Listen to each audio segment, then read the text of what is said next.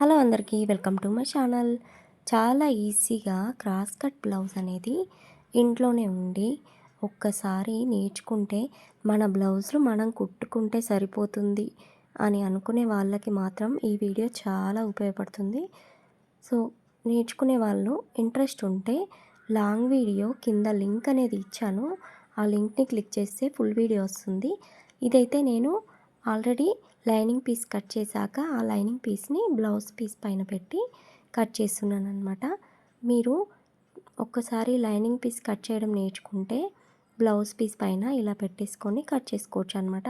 కొత్తగా నేర్చుకునే వాళ్ళు ఇంట్రెస్ట్ ఉంటే ఫుల్ వీడియో చూసేయండి.